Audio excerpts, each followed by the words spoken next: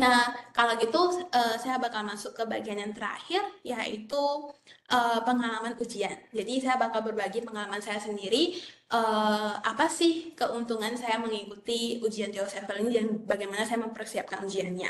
Oke, yang pertama yang mau saya bagikan itu adalah bagaimana saya belajar bahasa Mandarin. Kayak bahasa Mandarin itu bukan bahasa ibu aku, di rumah biasanya itu aku pakai bahasa Hokkien ataupun bahasa Indonesia. Jadi bahasa Mandarin sama sekali saya belajarnya itu hanya di sekolah doang dan di tempat les doang. Dan di rumah itu saya sendiri nggak pakai bahasa Mandarin. Soalnya orang tua aku, keluarga aku itu semuanya nggak bisa bahasa Mandarin. Jadi saya belajar bahasa Mandarinnya itu melalui drama Taiwan ataupun drama Cina. Jadi dulunya itu kalau di Indonesia kan di televisi ataupun kayak misalnya kita mungkin beli kaset atau beli mungkin sekarang udah pakai YouTube. Jadi saya sendiri saya suka banget nonton drama. Jadi drama yang saat ini masih ada di ingatan aku seperti kayak misalnya Putri Manchu atau Pangeran Kodok sama Fate to Love You. Jadi beberapa drama-drama Korea, drama-drama Cina sama drama-drama Taiwan ini itu sebenarnya bisa membantu kita untuk belajar bahasa Mandarin. Nah, belajarnya itu mungkin lebih kayak kita lebih terbiasa dengan uh, percakapan mereka. Seperti contoh misalnya kalau kamu mau datang ke Taiwan, mungkin kamu boleh nonton drama Taiwan, kemudian kamu bisa dengar apa yang mereka sebutkan, kemudian kamu perlahan-lahan kamu bisa lebih mengetahui kira-kira orang Taiwan itu kalau ngomong Mandarin itu kira-kira seperti gimana. Oke, kemudian untuk persiapan ujiannya sendiri, sebelum ujian saya pasti mengerjakan soal mock test yang dari TOCFL sendiri. Jadi sekarang TOCFL tuh ada 5 kelompok soal ujian yang bisa di-download secara gratis untuk dipelajari. Jadi mungkin kamu boleh mengerjakannya itu dari band A.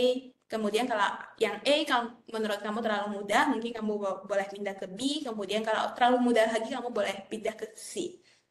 Ya, jadi dia punya 5 kelompok soal di mana kamu bisa mengerjakan uh, soal ujiannya. Oke. Dan selanjutnya yang seperti yang saya sebutkan tadi 8.000 kosakata. Jadi kosakata ini itu saya juga download, kemudian juga saya pelajari. Cuman mungkin dari 8.000 kosakata ini kamu perlu cari sendiri arti bahasa Indonesianya itu kira-kira seperti apa. Soalnya di file ini dia itu nggak ada arti bahasa Indonesianya. Jadi kamu perlu cari sendiri artinya itu apa, kemudian kamu mau hafal sendiri artinya itu apa.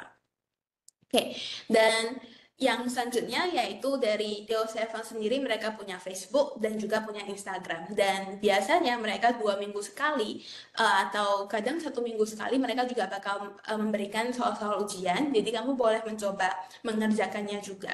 Jadi kamu boleh mungkin kalau misalnya belum follow Facebook ataupun Instagram mereka, kamu boleh cari sendiri.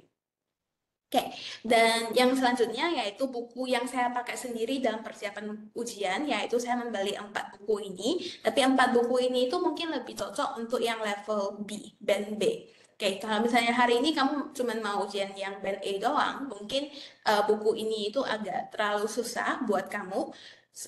Soalnya itu kosakata yang dipakai di dalamnya itu udah berbeda, kemudian dia juga udah nggak ada pin in. Oke, jadi uh, kalau saya sendiri, kalau misalnya kamu mau meningkatkan kemampuan kosakata kamu, menurut aku itu yang dua buku ini itu sangat berguna banget karena di dalamnya itu banyak soal ujian, kemudian dia di dalamnya itu juga banyak kosakata yang bisa kamu pelajari sendiri.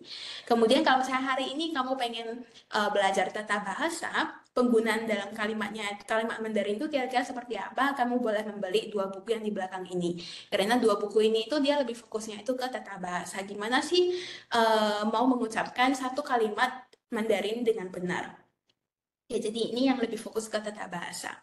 Oke, kemudian saya mau berbagi keuntungan apa sih bagi aku memiliki sertifikat kemampuan bahasa Mandarin. Oke, sekarang di rata-rata di kuliah di Taiwan itu sebelum kamu lulus dia itu punya apa namanya piemen kan, artinya adalah sebelum kamu lulus itu kamu harus menyelesaikan apa gitu.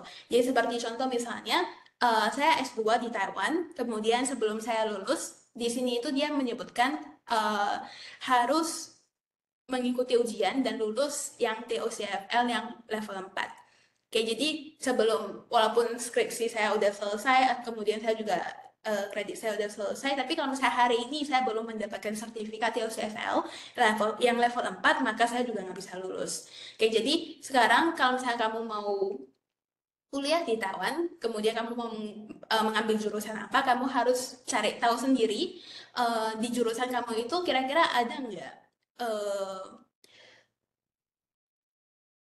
syarat-syarat untuk lulusnya itu ada ini atau enggak.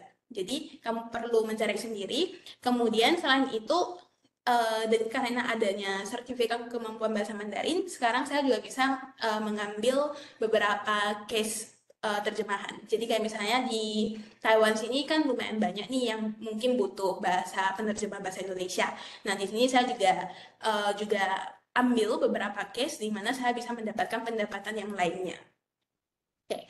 Kemudian selama kuliah di Taiwan juga, saya juga mengikuti kayak summer camp. Jadi saya bisa membantu murid-murid yang datang ke Taiwannya itu yang pengen belajar bahasa Mandarin. Kemudian kita juga bisa membantu mereka dan juga dari organisasi OCAC, mereka juga setiap tahunnya itu memiliki banyak beasiswa buat murid-murid luar negeri. Jadi dengan adanya sertifikat ini, saya juga bisa melamar ataupun apply beberapa beasiswa yang tersedia di Taiwan. Dan selain itu, saya sendiri juga pernah mengajar di salah satu Mandarin Center yang ada di Taiwan. Jadi dengan adanya sertifikat ini, saya bisa membuktikan atau menunjukkan ke orang lain bahwasanya saya memang punya kemampuan bahasa Mandarin ini gitu loh. Jadi sebagai nilai plus buat saya sendiri. Oke, dan yang terakhir yang sekarang itu adalah pekerjaan saya. Jadi dulunya itu di organisasi yang sekarang itu saya dulunya itu dari magang. Jadi pas magangnya itu saya membuktikan ke mereka bahwasannya itu saya bisa bahasa Mandarin. Soalnya bisa pikir kalau misalnya hari ini orang luar negeri yang mau bekerja di Taiwan, orang Taiwan itu mungkin bakal mikir kamu bisa nggak sih di sini? Soalnya bahasa Mandarin itu kan bukan bahasa ibu kamu bisa nggak? Nah, karena adanya sertifikat ini, saya bisa menunjukkan ke mereka, saya itu memang bisa bahasa Mandarin dan saya memiliki kemampuan untuk bekerja di sini. Jadinya itu sampai sekarang dari magang kemudian pindah ke part-time dan saat ini sudah menjadi full-time di salah satu organisasi yang ada di Taiwan. Jadinya itu sertifikatnya itu sangat berguna banget buat saya sendiri. Dan yang terakhir yang tadi saya bilang yaitu mau sambung setelah lulus kuliah, mau sambung di Taiwan, itu perlu pengecekan di mana kita harus ada 70 poin. Dan salah satunya itu di bagian bahasa, yaitu kalau misalnya hari ini kamu bisa sampai bagian C1, maka kamu bisa langsung dapat 30 poin. Jadi kita tinggal cari lagi 40 poin yang sisanya itu mau cari di mana. Gitu. Oke, 好，那我的分享就先到这里。